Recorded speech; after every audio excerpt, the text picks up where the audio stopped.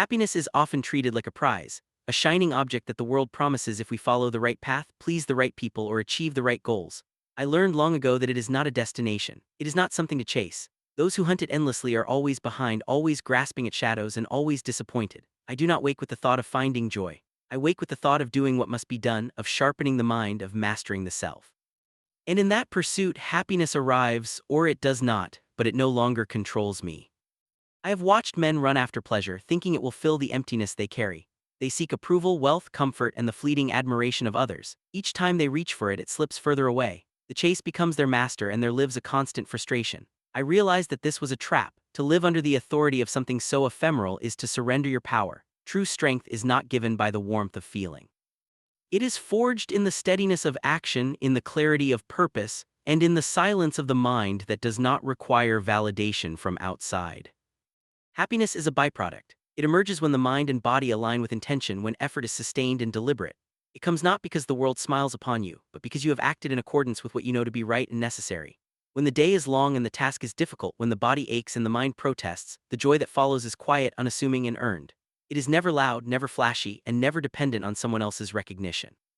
It exists because you have mastered the self in that moment. I have chosen to measure my life not by fleeting pleasure, but by consistency, by presence, by the ability to act decisively without being swayed by the winds of emotion. When I rise, I do not ask, will today make me happy? I ask, what must I do to be stronger, sharper, more precise? That question carries no guarantee of joy. It carries certainty, responsibility, and clarity. The world may be harsh, the body may protest, the mind may falter, but in that clarity there is freedom. You are no longer a servant to fleeting moods or empty desires. You move through life as it is, not as you wish it to be. There were moments when I felt the pull of comfort, the temptation to seek pleasure in idle talk, in the warmth of ease, or in the distraction of indulgence. Each time I questioned whether yielding would make me happier, and each time I found that it did not. Pleasure is momentary, ease is temporary, but mastery is lasting. When you act according to principle, when you align your efforts with your purpose, the satisfaction you feel is rooted in something that cannot be taken by circumstance or stolen by time. That satisfaction is closer to what men call happiness, but it does not depend on the world granting it. I have walked long paths alone, not for punishment but for understanding. The quiet of solitude removes the noise of expectation. In those silent hours there is no applause, no comparison, no fleeting joy to distract or seduce.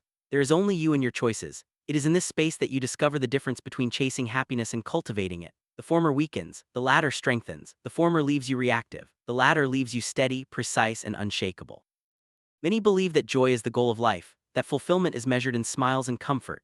I have seen that life closely and I have chosen differently. The mind that chases happiness cannot see clearly. It reacts to the world, it bends to circumstance, and it is easily shaken. The mind that seeks mastery, that acts with intention regardless of mood, is free. It is not unaffected by the world, but it is not a prisoner to it. It stands in the storm, watching, knowing, moving with precision. Even in the smallest tasks, this principle holds. When I rise before dawn and the body aches from yesterday's practice, I do not ask whether I feel joy in standing again. I ask only whether I will follow the path I have chosen. Each repetition, each disciplined step, each moment of deliberate action is more important than how it feels. And when the mind grows calm, when the body grows strong, when the focus sharpens, I feel a quiet contentment. It is not flashy, it does not seek attention. But it is real, and it is enduring. Happiness that comes without effort is unreliable. It can be taken, it can fade, it can betray. The true contentment, the deep satisfaction, comes from knowing that you have acted as you intended, that you have honored the standards you set for yourself, that you have faced difficulty without fleeing from it. That contentment is the only joy worth having because it is grounded in reality, not imagination. I have faced moments of hardship, of defeat, of frustration. I have watched others crumble under disappointment or chase fleeting pleasure to escape it. I have chosen a different path. I do not wait for life to bring joy to me. I do not measure success by smiles or comfort. I measure it by the alignment of thought, action, and purpose. And in that alignment, happiness becomes a side effect, not a master. When men ask why I endure, why I persist, why I rise before the world, I tell them it is not for happiness. Happiness is a fleeting guest. Discipline, purpose, clarity, these are the companions that stay. If joy comes, it is welcome, but it does not dictate the journey. The journey itself is the teacher, and the strength it imparts is worth more than any transient pleasure. So when you wake tomorrow, do not ask what will make you happy. Ask what will make you steady, precise, and strong. Follow that path and the moments of contentment will arrive on their own, quiet and unclaimed, earned through the mastery of yourself. Discipline is often mistaken for restriction, as if it is a chain that binds the body and mind to endless rules limiting freedom and joy. I have learned, however, that it is the opposite. Discipline is the foundation of freedom. It is the structure that allows the mind to move without being shaken by the whims of feeling, by the seductions of comfort, or by the endless distractions of the world. When the mind is disciplined, it no longer chases pleasure, it no longer flees pain, and it no longer bows to the fleeting currents of emotion. It acts with clarity, purpose, and precision. Each day I rise with a plan, not because the day will be easy, but because the mind must be trained before the world imposes its chaos. I do not wait to feel motivated, nor do I follow the lure of desire. I follow the rule I have set for myself. When the body protests, when the world resists, when the heart seeks escape, I move anyway. That movement, repeated day after day, builds a mind that is no longer at the mercy of circumstance. It is steady, alert, and unshakable. Discipline begins with small acts. A single practice, a single moment of restraint, a single choice to act despite discomfort. These are invisible at first. They do not impress anyone, and often they are unnoticed even by the one who performs them. Yet each one leaves a mark, a small deposit of strength. Over time, these deposits accumulate, forming a mind that is capable of facing hardship without fear, of seeing clearly without confusion, and of acting decisively when others hesitate. I have watched men who rely on motivation, who wait for inspiration, who bend with every passing emotion. They are at the mercy of the world. When life is easy, they move quickly and boast of their progress. When life is difficult, they falter, complain, and retreat. Their freedom is an illusion. Discipline is the antidote. It is the silent power that carries you through the storms that others cannot endure. The body is also trained through discipline, but the mind is its master. I rise early even when sleep tempts me to linger. I train the body until it is weary, not to punish it, but to teach it obedience and resilience. The mind learns from this obedience. It sees that effort is not a suggestion, that choice is a responsibility, and that mastery is forged in consistency, not in comfort. The day becomes a battlefield of attention, a place where discipline proves itself moment by moment. There are times when the temptation to abandon discipline is strong. When the mind whispers that ease is acceptable, that indulgence is harmless, that delay is wise. These moments are tests, not obstacles. They are opportunities to strengthen the will. Each time I choose the path of discipline, I reinforce the structure of my mind. Each time I yield, I weaken it. And so vigilance is constant. The mind must be aware of its own tendencies, recognizing deception in its own thoughts. Discipline also frees the mind from distraction. When the mind is trained, it does not flit from one desire to another. It does not waste energy on the opinions of others, on fleeting pleasures, on imagined slights or imagined rewards. It sees the world clearly as it is, and it moves through it with intention. Freedom is born not from chaos or indulgence, but from the quiet mastery of attention. In practice, this discipline manifests as patience. The world is often slow to yield. Obstacles are frequent, others do not move as quickly as we desire. The body tires, the mind questions. Without discipline, these moments create frustration, anger, and distraction. With discipline, they become opportunities to strengthen focus. You learn to wait without agitation, to act without hesitation, and to observe without judgment. The mind becomes like water in a calm river, steady, flowing, and unbroken by ripples. Discipline is not only about restraint, it is also about precision. Every action, every movement, every choice is measured. When you train yourself to act according to principle, you no longer waste energy on indecision. Your steps are deliberate, your words carefully chosen, and your actions aligned with purpose. The world may throw chaos at you, but you are not moved. You are centered, and in that centering lies true freedom. I have faced men who boasted of their freedom, yet they were slaves to their desires. They sought comfort, pursued pleasure, and avoided effort. They appeared light and free, but the slightest challenge broke their focus. I have seen that true freedom is heavier, quieter, and far more enduring. It is the freedom of one who has chosen a path and followed it regardless of circumstance. It is the freedom of one who has disciplined the mind until it obeys itself. Even in solitude, discipline is its own reward. There is no applause, no recognition, no comfort to lean on. You are alone with your choices, and it is here that the mind proves itself. If it can remain steady without reward, without validation, without pleasure, it can remain steady anywhere. This steadiness becomes the foundation for all other strength, in combat, in negotiation, in decision, in life itself. Discipline is also a shield against despair. When the world is cruel or indifferent, when effort seems wasted, when circumstances conspire against you, the disciplined mind does not collapse. It does not seek consolation in fleeting pleasure. It knows that the work itself is its own measure. The mind that is disciplined carries its own light, and no darkness can extinguish it. Over time, the repeated practice of discipline becomes instinct. It is no longer a conscious effort to resist temptation or to endure discomfort. It becomes a way of being. The mind moves according to principle, even when the body is tired, even when the heart protests, even when the world shifts around it. The path becomes clear, action becomes precise, presence becomes constant, and freedom, the truest freedom, emerges naturally. The world often confuses comfort with happiness and chaos with freedom. I have learned that the opposite is true. Comfort enslaves, chaos tests, pleasure deceives, discipline liberates. It frees the mind from fear, from desire, from distraction. It allows the body to follow the mind without hesitation. It allows the spirit to remain steadfast when the world threatens to pull it in 100 directions. In discipline lies clarity, strength, and ultimately mastery.